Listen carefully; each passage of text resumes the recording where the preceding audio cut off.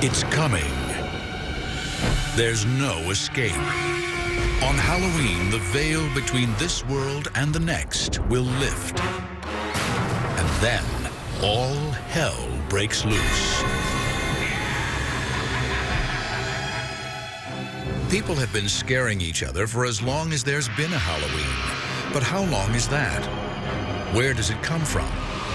And why do we put on disguises and carve jack-o'-lanterns? To indulge our darkest fears? Unlocking the secrets of Halloween means discovering how it all began thousands of years ago. So lock the doors, dim the lights, and don't be scared as we dig up the real story of Halloween.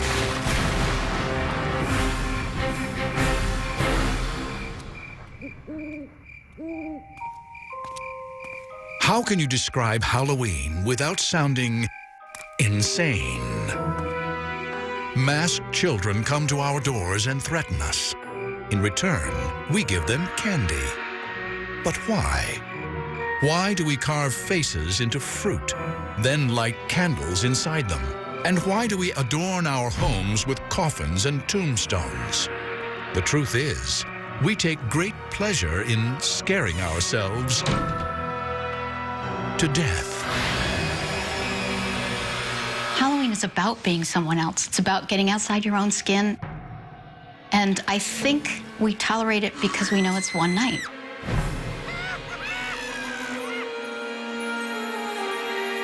This impulse to confront our fears of life and of death and make sport of them, it's ancient. And so are our treasured Halloween traditions.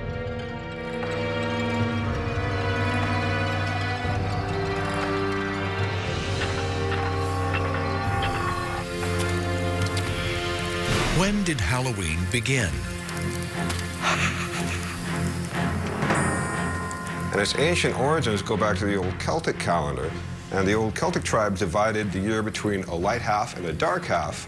And Samhain, their ancient holiday, was a precursor to our Halloween. It was the beginning of the dark half. Thousands of years ago, the Celts, one of Europe's early tribes, celebrated their Samhain harvest festival with bonfires on the night of October 31st to welcome their new year. For ancient peoples, harvest was a matter of life and death. If crops failed, people starved. Death was always close. It was a bit of a warning. You know, it's going to get cold and dark. Gather together, come home, and don't send anybody out alone in the dark. But the Celts believed there was even more to Samhain. What marked Samhain and this transition from light to dark was that time and space became permeable, flexible. And so that spirits, not only of the dead, but of the past or of other realities, could sort of wander into our reality. And humans could wander out and get lost in the other world as well. The veil between life and death was at its thinnest, and the living and the dead could commingle. And that's at the root of all the Halloween celebrations. Stories persist of people on Samhain night getting trapped in the other world, and of the dead appearing among the living. But the truth is, we know precious little about Samhain. We can only guess that their bonfires likely drew one familiar Halloween icon, a thing familiar, yet frightening to many: the bat. Before there was electricity, the only way you would have seen a bat would have been by the firelight. And in fact, you probably would have seen it around the fire because bats eat insects, and insects are attracted to the light. Bats come out at night, and nighttime was scary time. So if bats are the best and baddest part of your Halloween, you might just credit ancient people like the Celts. And they weren't the only ancient culture with creepy traditions. Others also looked to their dead. Many, many cultures sort of set aside a day or a couple of days to ritually celebrate and recognize the dead. An interesting thing is you find a lot of them about the same time period, especially in agricultural societies, because if you think about it, you know, spring things come up out of the ground, they're very green, you harvest in the middle of the summer, And towards the fall, and when it gets towards winter, things die.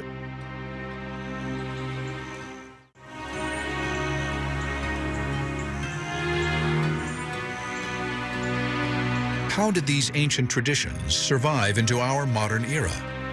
In Western culture, they were preserved by, of all people, Christians.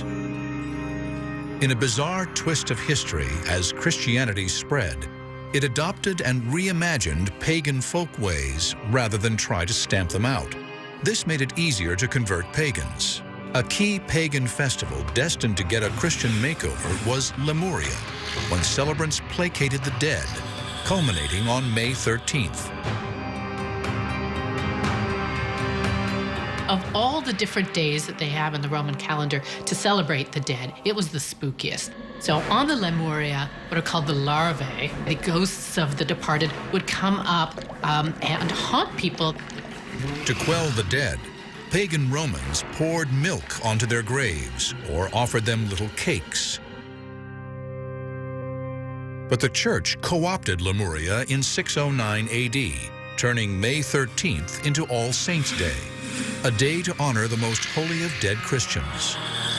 Setting aside this day was an attempt to Christianize this very pagan festival, and yet at the same time what it did was it kept a lot of the same themes going. The Christianized version of Lemuria was such a success that church leaders made a decision that eventually gave rise to Halloween. They moved All Saints, or Hallows Day, to November 1st to drain the life out of pagan Samhain. Because Samhain fell on the night of October 31st, before All Hallows Day on November 1st, people started calling Samhain All Hallows Evening, the evening before All Hallows Day. This shortened into All Hallows Even, and finally, into Halloween.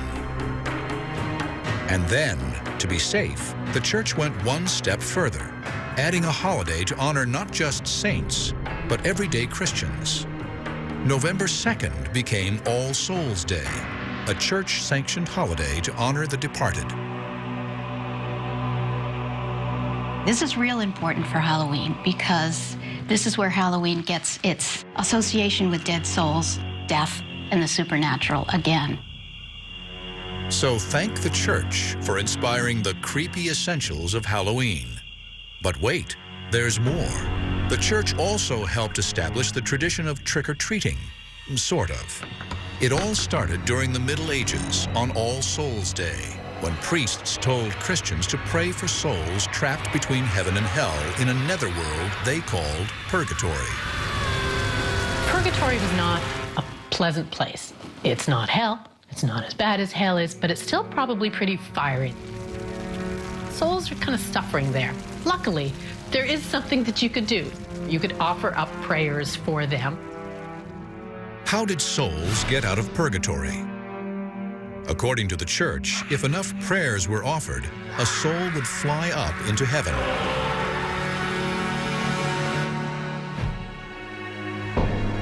This led to a medieval custom that bears more than a striking resemblance to our modern trick-or-treat. Children would go souling, begging for soul cakes, spiced cakes filled with raisins. In return for these treats, the beggars would offer up prayers for souls trapped in purgatory.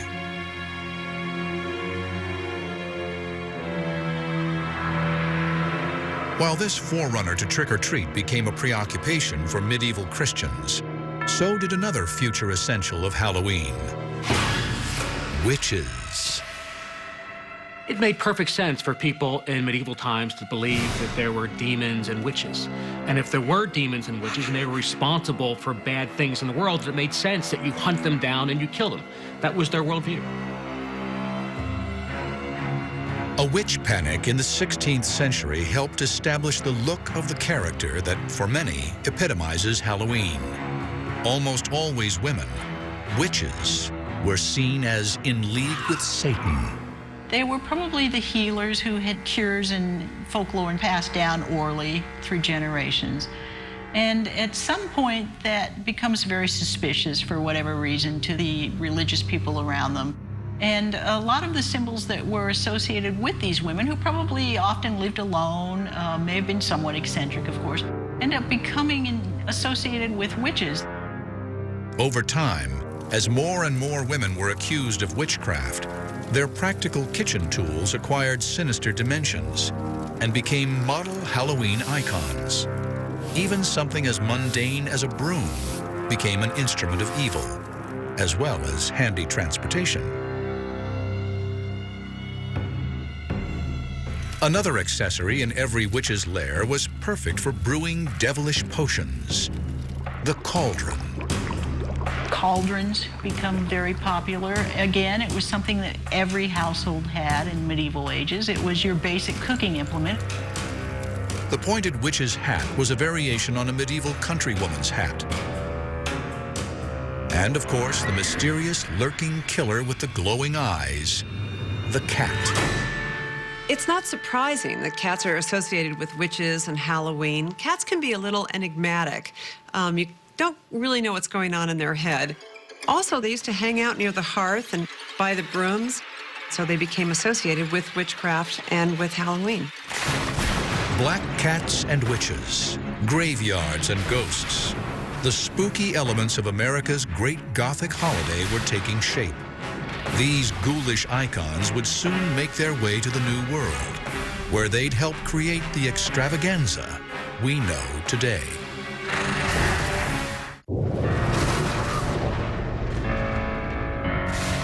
Bonfires, worshiping the dead, begging for treats.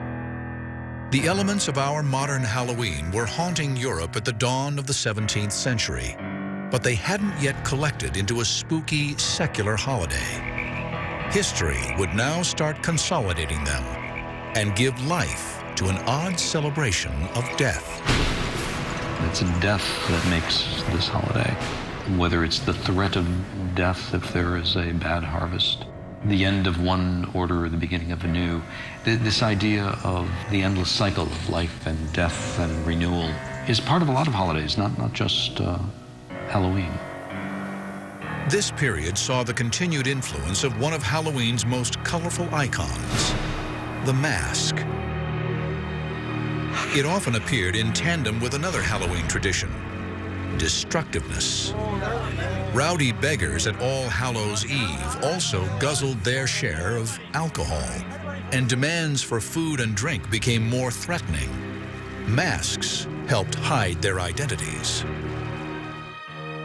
In Britain, they got into some very particular forms that involved dressing in costumes and going house to house to present these little plays. And at the end of the performance, they would be rewarded with food and sometimes money. Was this trick or treat? Not quite, but the resemblance was there. In 17th century England, many of these customs survived only in rural areas, but they would soon turn up in the city streets, thanks to a pro-Catholic terrorist named Guy Fawkes. On November 5th, 1605, Fawkes tried to blow up London's House of Lords with 36 kegs of gunpowder. Guy Fawkes was tried, found guilty, and hanged. And according to legend, his body was then drawn and quartered, and the pieces were thrown into a fire. The next year, on the anniversary of the failed plot, and every year that followed, the children of London mocked the memory of Guy Fawkes by causing chaos in the streets, parading, begging, and building bonfires. Today, all over England, this is called Guy Fawkes Day, or Bonfire Night. Now, Guy Fawkes Day fell on November 5th, which is very close to Halloween, so a lot of the energy that was focused on Halloween sort of shifted toward Guy Fawkes Day. While it wasn't our Halloween yet, it had all the signs. Children and adults alike taking advantage of the darkness and letting loose. But would this pagan form of celebration make its way across the Atlantic to disrupt the sanctuary of the New World? Not if colonial Puritans had their way. For the Puritans of New England, the supernatural was a dark, menacing force, not a harmless superstition worthy of inspiring a holiday. Despite their efforts to kill the Halloween tradition before it took hold, there were a few Guy Fawkes celebrations that made their way to the shores of America. Other settlers tolerated or even embraced the traditions that threatened the Puritans. And seeds were planted for the holiday that would morph into our American Halloween. For example, there's an 1833 description of a Halloween, not even so much a party, but just a small gathering where they told ghost stories around a fire. But now, one more spooky standby. The image of a spirit or ghost would join witches and skeletons in a macabre Halloween dance. By the mid-19th century, America was primed for a much darker holiday. Having endured 4 long years of civil war that ended in 1865 with over 500,000 dead. There were so many unclaimed, unknown dead bodies that the Civil War left behind that this country was obsessed with death. And mostly it was that so many of these soldiers died unknown. We don't know what happened to them. So there was a huge sense of they could come back. Maybe they're not dead. It makes perfect sense that people would tell more ghost stories. And the very first Halloween ghost stories were about people coming back home. It's at this time that America's Halloween story really begins.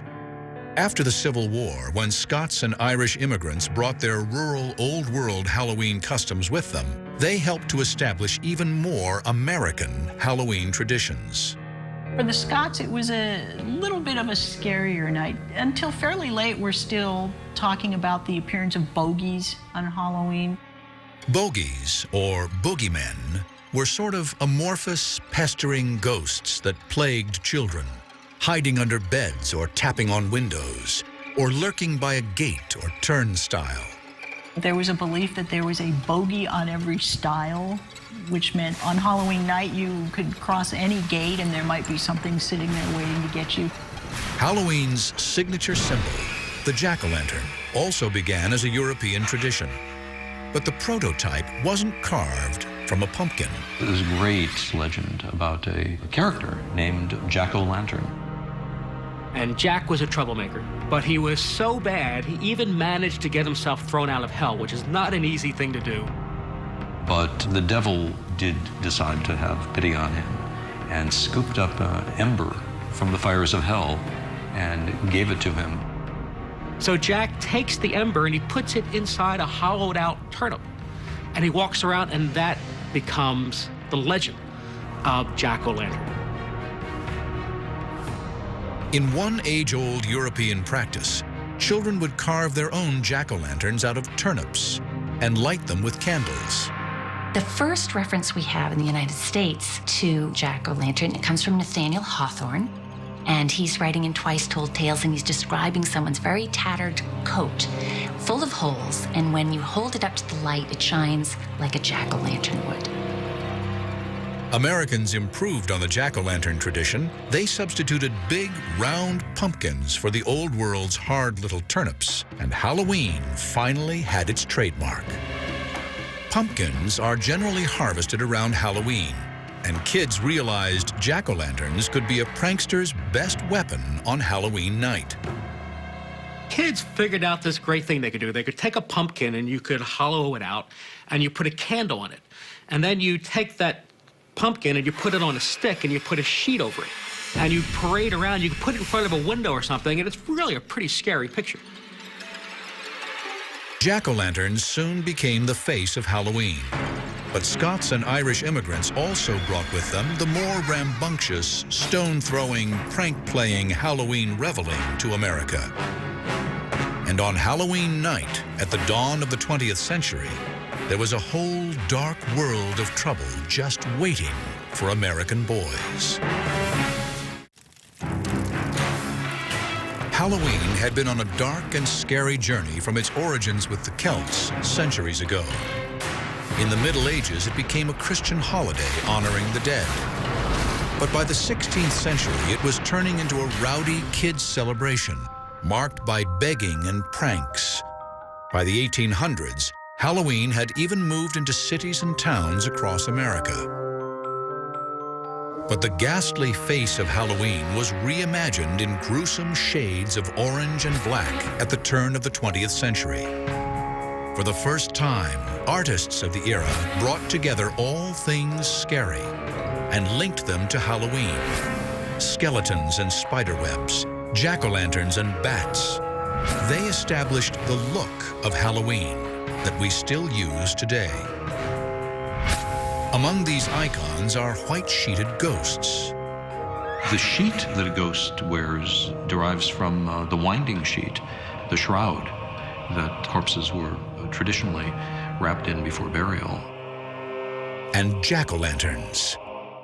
The big grin still connotes the rictus of a death's head, as does the triangular nose hole. And even when it seems kind of jolly, death is still lurking there in the imagery. Horned devils came from medieval depictions of Satan. And witches from witch-hunting hysteria that swept through Europe and Puritan America. Witches became very popular in the early part of the 20th century, which is why they naturally became linked to Halloween. And there's actually a change in the way we perceive witches. The witches of the 19th century were old, they had big noses, and there were warts.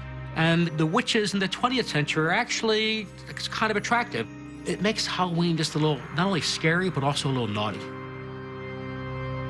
But even as Halloween was dressing its old customs in new costumes, it was also creating new traditions, bad ones. Was Halloween in the early 20th century getting out of hand? To the dismay of authorities and property owners, the answer was yes. It was whatever you could think of that was a bunch of mischief. Back in those days, people had buggies. The bigger kids tried to take a buggy and put it up on a haystack. And there's about a half a dozen of the guys, and they just kind of pushed it up the haystack. It was a lot of fun. Oh, we never did anything that was really destructive. Mostly tricks. But for others, those tricks were more destructive. Pranks, usually committed by adolescent boys, plagued cities like Chicago and Philadelphia. By the 1920s, Halloween in America was turning into a crisis. Tricks on Halloween night were out of hand. The destructive pranks went beyond just smashing pumpkins. Kids would take bars of soap and they'd put them in the rails for streetcars so that the streetcars would derail and people would actually get hurt. They would take the steps in front of people's doors and move them so when people walked outside they would fall over and get hurt. They would set fires. They would throw stones through windows. I mean, this is really destructive stuff. In rural communities, pranksters took wagons apart and reassembled them on roofs. They removed gates on farm fences so that animals could escape. This particular prank was so popular that in some places the night before Halloween was called Gate Night. In other cities it was Mischief Night or even Hell Night. Halloween pranks during the Great Depression may have been, in part, a product of the desperation of the time, an excuse for troublemaking. But there was already trouble everywhere, and many communities couldn't afford to feed their own, much less clean up destructive messes. The Halloween of 1933 was actually labeled Black Halloween in a lot of newspapers because of all of the destruction that the cities incurred. The kids were no longer just doing innocent, silly things. Now they were smashing light bulbs. They were setting fire to buildings. They were smashing car windows. If Halloween were to survive, it would have to change. Schools and police departments and other civic groups consciously and very actively promoted the idea of taming Halloween. And so they started to invent all sorts of things for kids to do, to divert them. Townwide parties, costume contests, games, everything that you could think of to get the kids away from pulling tricks and into the light. Novelty companies like Dennison and Beistel helped out these civic efforts. Dennison published a series of Halloween guides called Bogey Books that suggested ways of turning Halloween from a prank night into a party night. Denison was one of the first companies that realized there was money to be made off of Halloween. They started to put their own Halloween materials out for retail sale in drugstores all over America. They also made masks and paper costumes. This was a first. It was the first time that costumes were specifically made and marketed for Halloween. Before that, costumes had all been homemade. When I was a kid, it wasn't Halloween outfits like you wear now. So basically, you wore your overalls or your jeans or sloppy clothes, but you didn't go downtown and buy a special outfit just for Halloween. Just anything, you know, to make yourself a little conspicuous. Paper costumes were fancy and an improvement on the homemade variety, but they had their drawbacks. Unfortunately, a lot of that paper was flammable. And I was surprised at how many newspaper clippings I came across of costumes catching fire. Soon, other manufacturers, looking to tap into the kid market for Halloween costumes, began making more durable disguises. Sears' first box costumes came around 1930, and then it went from there. And the costumes came off of radio show characters and the funny papers. Costumes for parties, costumes for wild, town-wide parties, and for school parties and church parties. Halloween was a big social occasion. Halloween parades also helped drag the holiday out from the shadows and into the public arena. Allentown, Pennsylvania may have had the first parade in 1905, but others soon followed. Toms River, New Jersey in 1919. Anoka, Minnesota in 1920. Anoka has held its parade every year since. In fact, the city now bills itself the Halloween capital of the world. Each of these local efforts to tame Halloween worked to some extent. But what Halloween really needed was a whole new tradition, and it would soon get one. But this new tradition would prove to be a variation on a very old Halloween theme.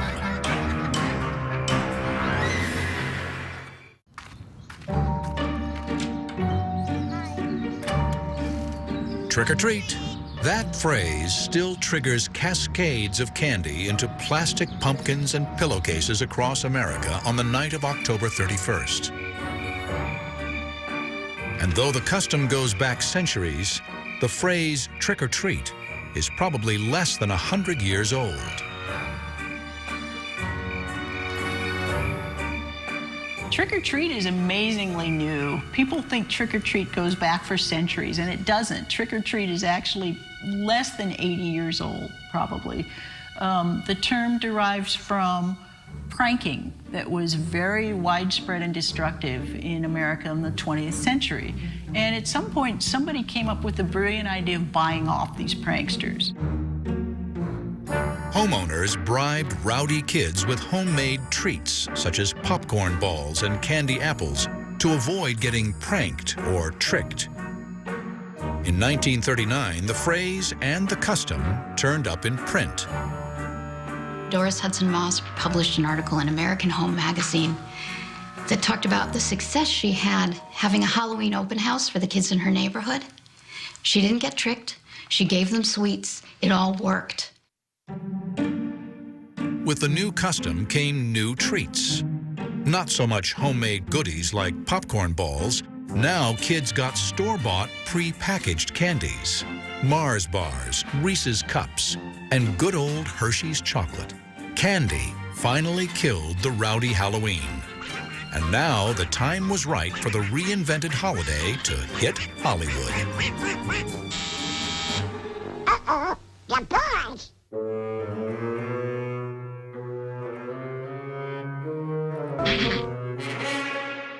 Hello, boys! Trick or treat! For you, and you. Thank you, Mr. Donald. Halloween was becoming a pop culture phenomenon, a national festival attended by millions, celebrating the joys of scavenging for mass-produced candy. I loved Halloween when I was a kid. I participated in it. I loved the rituals of it. I loved the pranks of it. I loved the mischief of it. I loved going to houses and dressing up and getting candy, and then there were parties. I mean, it was just fantastic. Then in 1966, Halloween found a home where all pop culture ultimately goes: TV. Halloween's stature zoomed off the charts when America went trick-or-treating with Charlie Brown. The whole idea of the Great Pumpkin, of course, came from the comic strip when Sparky Schultz decided that it would be very funny if one of the kids got his holidays mixed up. And so that's how Linus ends up in the pumpkin patch every year. Who are you writing to, Linus? This is the time of year to write to the Great Pumpkin. On Halloween night, the Great Pumpkin rises out of his pumpkin patch and flies through the air with this bag of toys for all the children. You must be crazy. When are you going to stop believing in something that isn't true?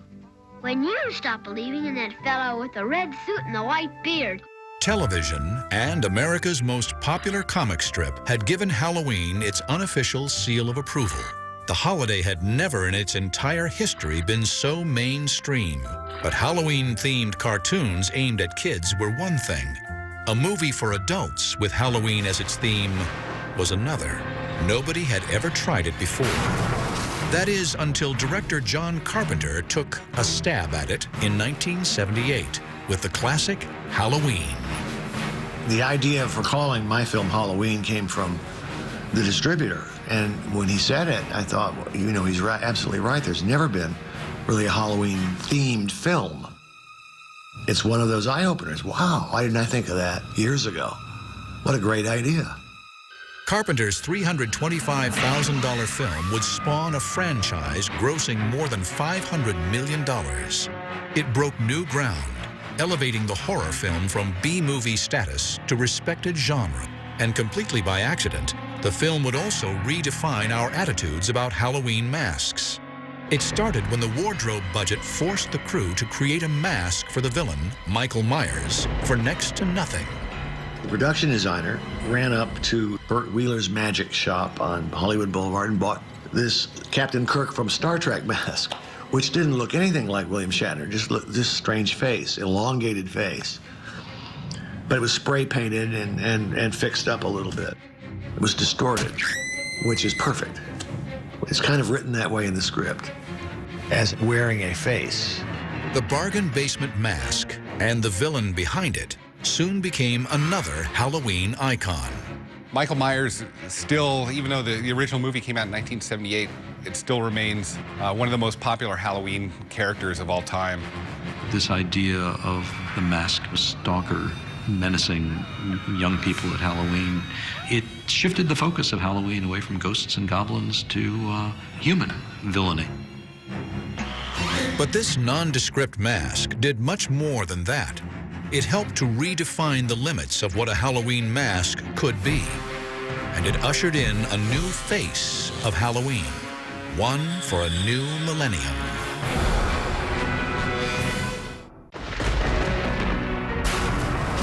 For hundreds of years, masks and costumes have been a way for partiers to disguise themselves. And now, it's a multi-million-dollar business.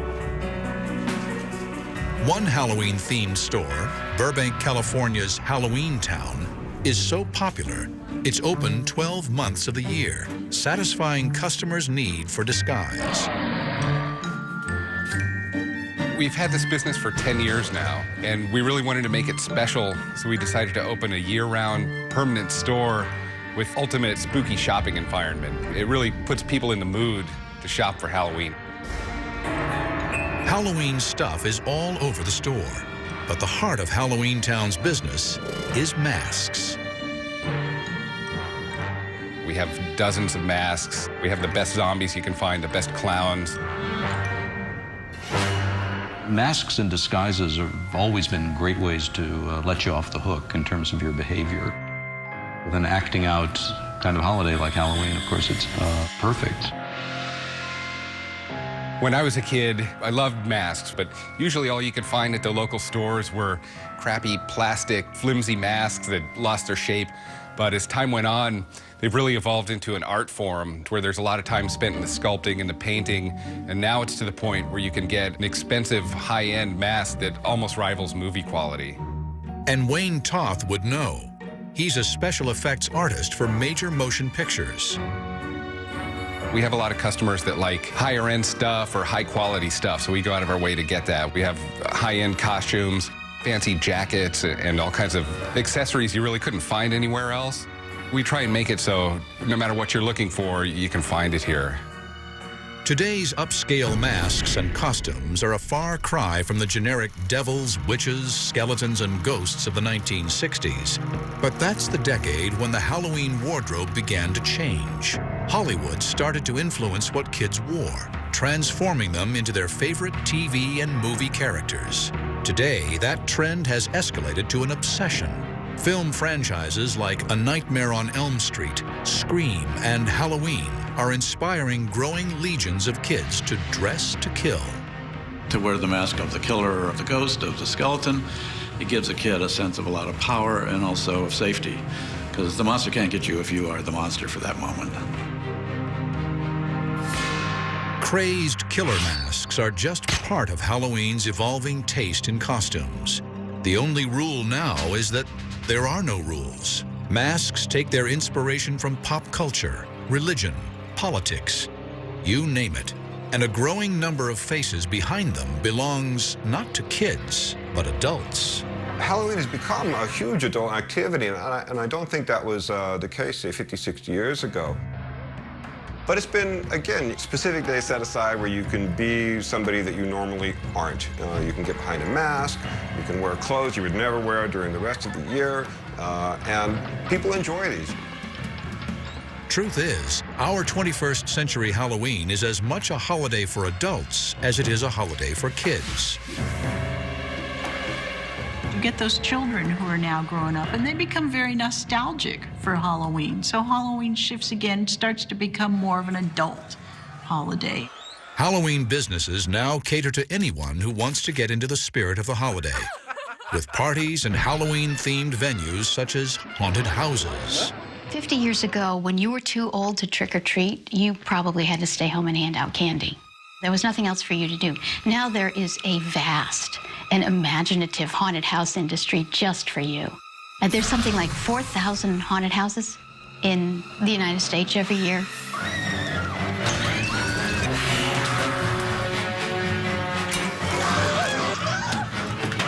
I loved haunted houses. It fascinated me. They terrified me as a kid. But haunted houses aren't the only place to find adults getting out on Halloween.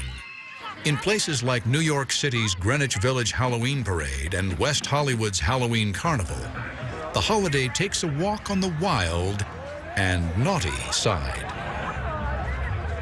Of course, the gay Halloween parade is now a big fixture in San Francisco, in Los Angeles, and of course a big part of the New York celebration. But it's this idea of turning the world on its head and being who you aren't or would like to be. Again, it's that mercurial American obsession with self-transformation. And that's the thing I think that really ignited Halloween in America. This sexually liberated Halloween sometimes crosses the line from adults to adults only. If you look at the costumes that are sold to adults these days, the costumes for women are all kind of borderline prostitute costumes. You know, the sexy nurse, the sexy maid, the sexy anything. Now, grown-ups are taking it one step further. They stock up on specially packaged Halloween novelty candy and join their children going door to door on Halloween night. These trick-or-treaters of the 1970s and 80s now seize the opportunity to relive their childhood Halloweens, dressing in full costume, supposedly to keep a watchful eye on their kids. And just as Halloween has scared kids for years, Halloween scares parents too. They fear sending their kids out unsupervised into a hostile world, full of poisoned candy and razor blade riddled apples. But they really shouldn't be. I grew up hearing about razor blades and apples myself. And it's clearly what we would call a contemporary legend. Another term is urban legend. There's a great societal unease about this idea that we're telling our kids to go take candy from strangers. So there's a lot of stories about razor blades and candied apples and these sorts of things. And parents every year get very, very worried about it. Did razor blades and apples ever happen? I believe there are a couple of cases, but of course you can ask which came first, you know, the story or the actions. Razor blades in apples, jack-o'-lanterns, soul cakes. They make up the legends, the texture of the Halloween we know. Today, Halloween wears many masks. It's a day for adults to push their boundaries a little. Clearly, a lot of women want to have a very sexy side of them, and it's only on Halloween that they bring it out. Maybe, you know, they could do a little more often. Yet Halloween still remains the domain of kids. When you're a kid, you had one night a year where you were in charge. You got to dress up. You got to be something that you usually weren't. And you kind of even got paid for the privilege of this. It was an amazing holiday. Halloween doesn't like to have its energies tamed. You know, it's the rebellious aspect's going to pop up somewhere. Look close enough, and you'll see that Halloween is a showcase of everything the human race fears. Through the centuries, we've learned to live with what scares us most. And now, on October 31st, we turn our fears into fun.